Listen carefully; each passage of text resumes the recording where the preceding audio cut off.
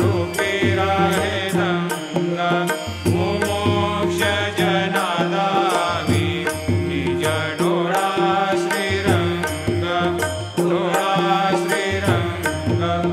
आरती साई बाबा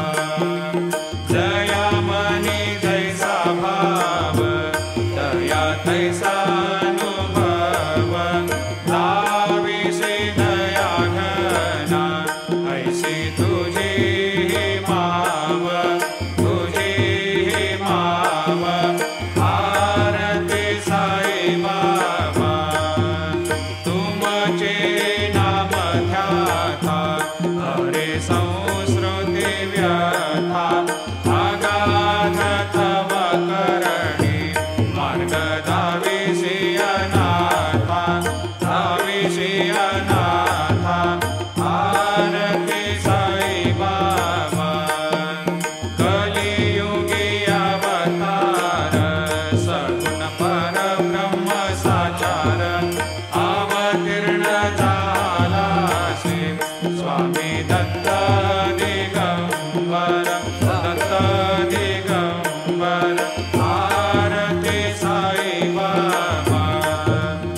आठा दिवसा गुरुवारी भक्त करे देवारे प्रभु पद पावया भव भय निवारे आरती साई बाबा माझा निज द्रव्य ठेवा तव चरण रज सेवा मागणे हेची आता तुम्हा देवाधिदेवा आरती साई बाबा इच्छिता दिन चातक निर्मल तोया निज सुख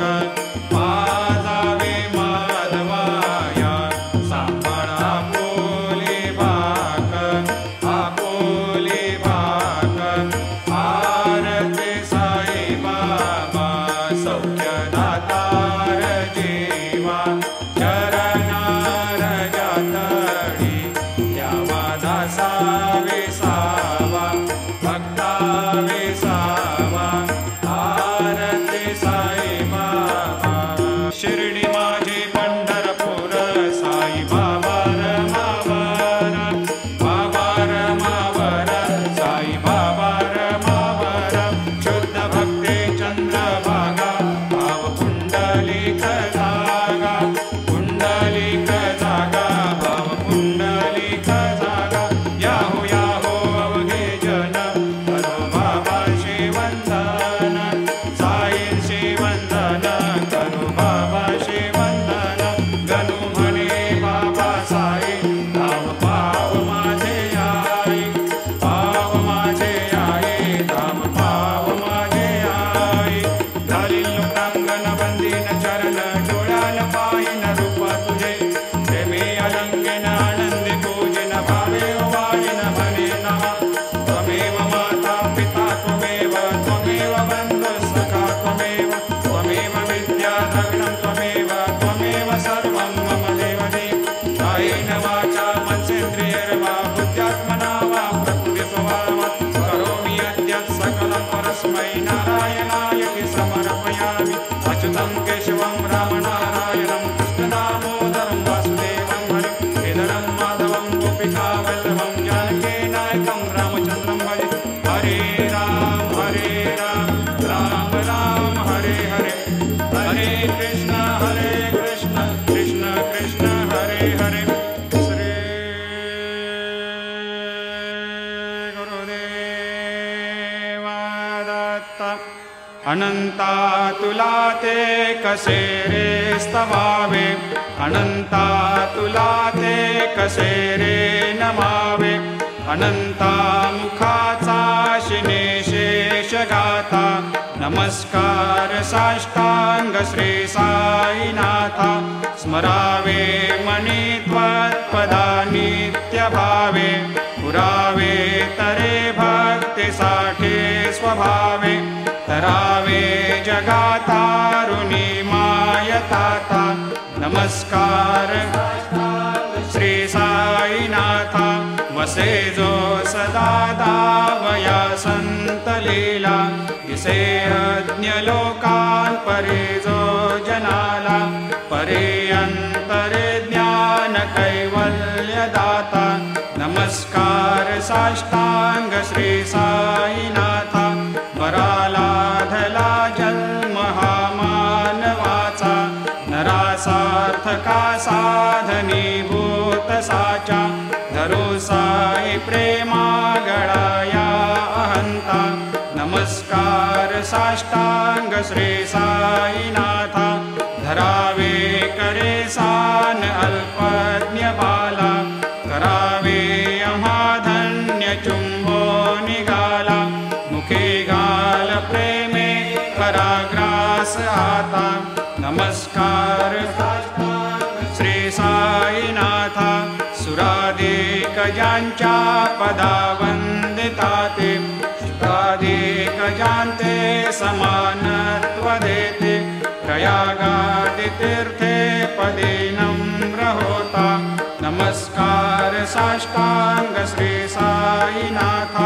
तुझ्या ज्या पदा पाहता गोप बाले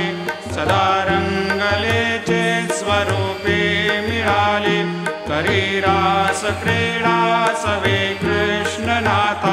नमस्कार साष्टांग श्री साईनाथ तुला मागतो मागणे एक द्यावे करा जोडितो दीन अत्यंत भावे भवे मोहनी राज हातारे आता नमस्कार श्री साईनाथ ऐसा येई बा साई दिगंबरा अक्षय रूपावतारा सर्व हे व्यापक तू श्रुती सारा अनुसया त्रिकुमारा बाबा येई बा काशी स्नान जपा प्रतिदिवशी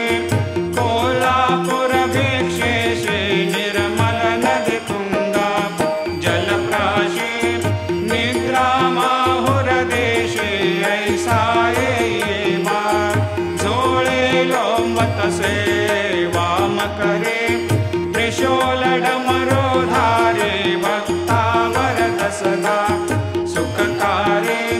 देशिल मुक्तिचारे ऐसा येई बा पायी पादुका जपमाला कमंडलो मृगछाला धारण कर सेवा नागजटा मुकुट शोभतो माथा ऐसा येई बा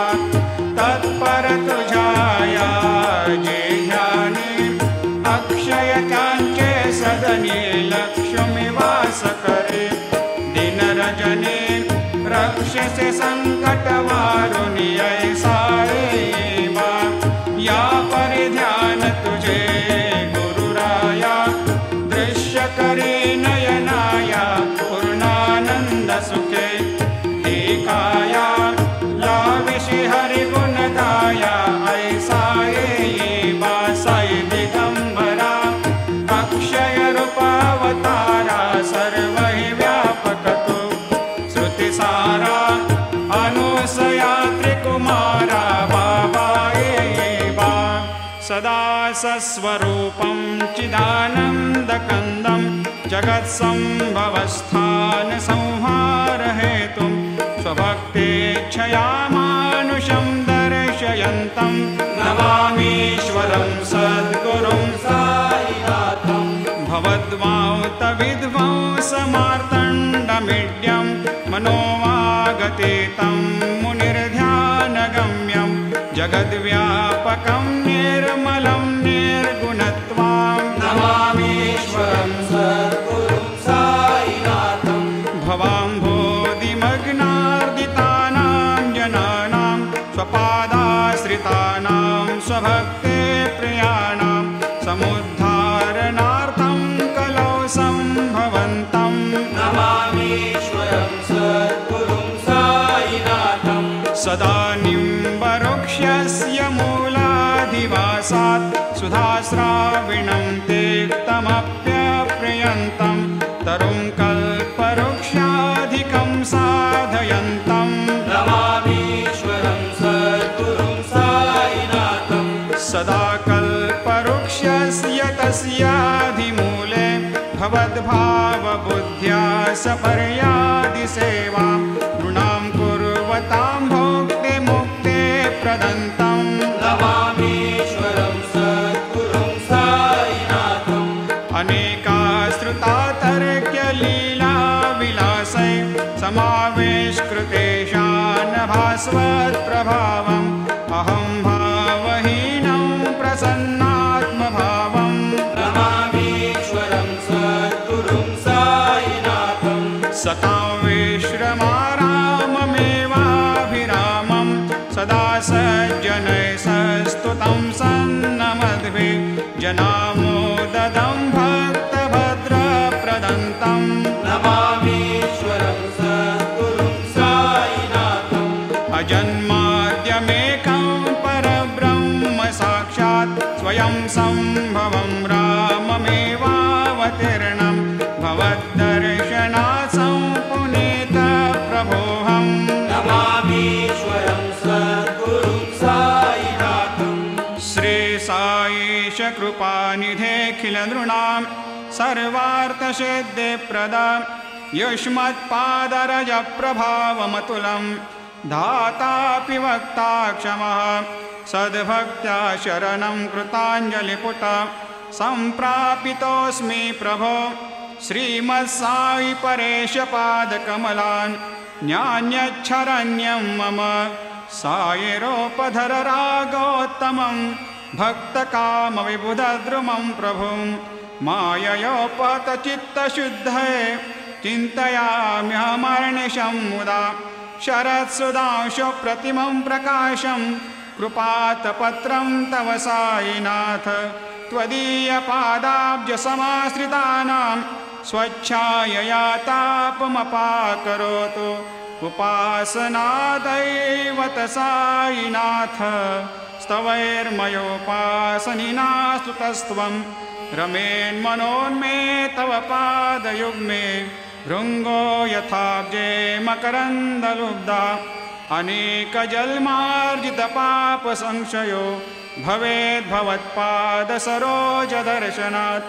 क्षमस्व सर्वान्धपरान्धपुञ्जकान् प्रसेद साये सद्गुरोदयानिधे श्री साईनाथ चरणामृतपोतचित्तास्तत्पादसेवनरतः सततं च भक्त्या संसारजन्यदुनितोर्धवनिर्गतास्ते कैवल्यधाम परमं समवाप्नुवन्ते स्तोत्रमेतत्पठेद्भक्त्या यो नरस्तन्मना सदा सद्गुरो साईनाथस्य कृपापात्रं भवेद्ध्रुवम् रुसो मम प्रियाम्बिका मजवरी पिता हि रुसो रुसो मम प्रियाङ्गना प्रियसुतात्मजा हि रुसो रुसो भगिनी बन्धु हि श्वशुरसासुबाई रुसो न दत्त गुरु साई मा मजवरी कधी रुसो उसो न सुनबाई त्या मजन भ्रातृजाया पुसो उसो न प्रिय सोयरे प्रिय सगे न ज्ञाते पुसो पुसो सुरदना सखा स्वजननाप्त बन्धु पुसो हरि न गुरु साई मा मजवरी कधी रुसो उसो न बला मुले तरुण रुद्धहीना पुसो उसो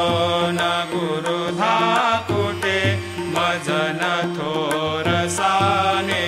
पुसो उसो न च भले बुरे सुजन साधुहीना पुसो हरि न गुरु साई मा मजवरी कधीही रुसो चतुर तत्ववेद विबुध प्राज्ञ ज्ञानी रुसो रुसो हि विदुषे श्रिया कुशल पंडिता हि रुसो रुसो महीपते यते भजक तापसे रुसो न दत्त गुरु साई मा मजवरी कधीही रुसो रुसो कवि ऋषि मुनि अनघ सिद्ध योगी रुसो रुसो हि गृह देवता निकुल ग्राम देवी रुसो रुसो खल पिशाच हि मलिन डाकिनी रुसो न दत्त गुरु साई मा मजवरी कधीही रुसो रुसो मृग खग कृमि अखिल जीव जंतु रुसो रुसो विटप प्रस्तरा अचल आपगाब्दे रुसो रुसो खपवनाग्निवार अवनि पंचतत्वे रुसो न दत्त गुरु साई मा मजवरी कधीही रुसो रुसो विमल किन्नरा अमल यक्षिणी रुसो रुसो शशि खगादे गगनि तारका रुसो रुसो अमर राज हे अदय धर्म राजा रुसो न दत्त गुरु साई मा मजवरी कधीही रुसो रुसो मन सरस्वती चपल चित्तते रुसो रुसो वपुदिशा किला कठिन काल तो हि रुसो रुसो सकल विश्व हे मयि तु ब्रह्म गोलं रुसो न दत्त गुरु साई मा मजवरी कधीही रुसो विमूढ मनुनि हसो मजन मत्सरा हि डसो अदाभिरुचि उल्लसो जनन कर्दमीनापसो न दुर्गधृतिचा धसो अशिव भाव मागे कसो प्रपंची मन हे रुसो दृढ विरक्ति चित्ते ठसो कुणाची घृणा नसो न च स्पृहा कशाची असो सदैव हृदये वसो मनसि ध्यानि साई वसो पदे प्रणय ओरसो निखिल दृश्य बाबादिसो न दत्त गुरु साई मा उपरि जनेला रुसो हरि ओम यज्ञेन यज्ञमयजन्त देवा स्थानि धर्माणि प्रथमान्यासन्न तेहनाकं महिमान सजन्त यत्र पूर्वे साध्या सन्ति देवाः ॐ राजाधिराजाय प्रसय साहिने नमो वयं वै श्रवणाय कुर्महे समे कामान् कामकामाय मह्यं कामेश्वरो वै श्रवणो दधातु कुबेराय वै श्रवणाय महाराजाय नमः ॐ स्वस्ते साम्राज्यं भोज्यं स्वराज्यं वैराज्यं पारमेष्ठ्यं राज्यं महाराज्यमाधिपत्यमयं समन्तपर्या ईशात् सार्वभौमः सार्वायुषान्त्राधात् परार्धात् पृथिव्यै समुद्रपर्यन्ताय एकराळिति तदप्येष श्लोकोऽभिगीत मरुतः परिवेष्टारो मरुतस्यावसङ्ग्रहे आवीक्षितस्य कामप्रेर्विश्वे देवा सभासदैते श्रीनारायण वासुदेवाय सच्चिदानंद सद्गुरु साईनाथ महाराज की जय। करचरणकृतं वा कायजं कर्मजं वा श्रवणनयनजं वा मानसं वा अपराधं विहितमविहितं वा सर्वमेतत्क्षमस्व। जय जय करुणाब्धे श्री प्रभो साईनाथ श्री सच्चिदानंद सद्गुरु साईनाथ महाराज की जय। राजा